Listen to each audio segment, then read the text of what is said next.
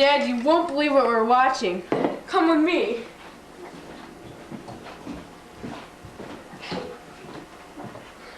Dad, watch this.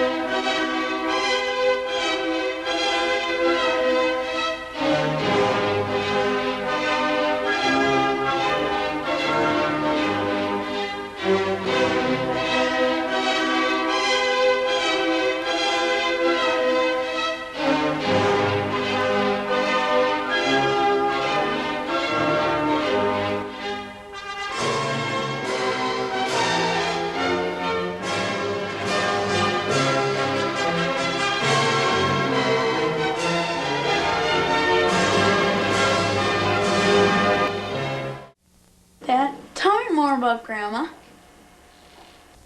Also, while in high school, he met Gladys Carlson, the daughter of Carl S. Carlson and Edith Carlson. C.S. was a very famous meat cutter in Jamestown. Gladys was born on January 29, 1927, and lived at 48 Chapman Street. She was the youngest of 6 children. As for how the two met, here, I'll let your grandma tell the rest. Remember this song, Lyle? It was our song. To each his own. Wherever we went, when we were together, we heard that song, and we knew that was our song. And it always reminded us of each other.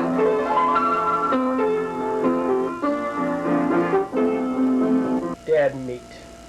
Well, I'll tell you what.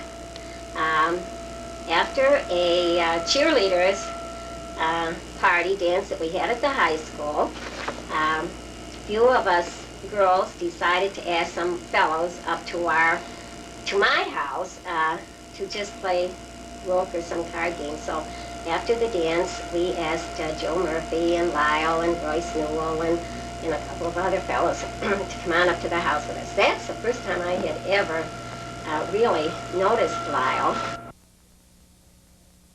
Come on, isn't there more to the story than this?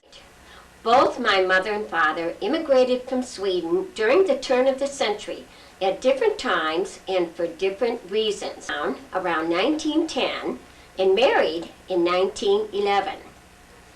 Together, they created a heritage that our entire family is proud to be a part of. It is important to know where they came from, who their family was.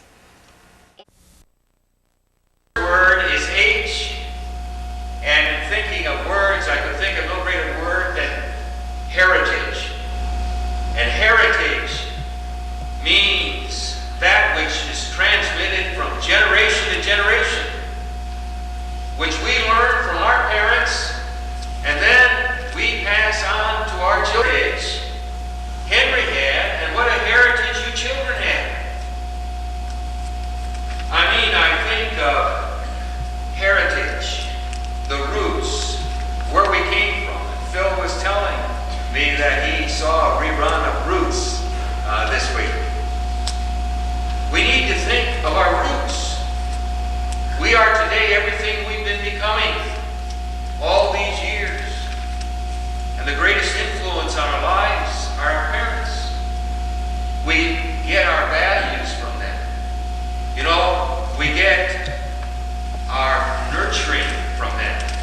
we get the sense of being loved by them unconditionally.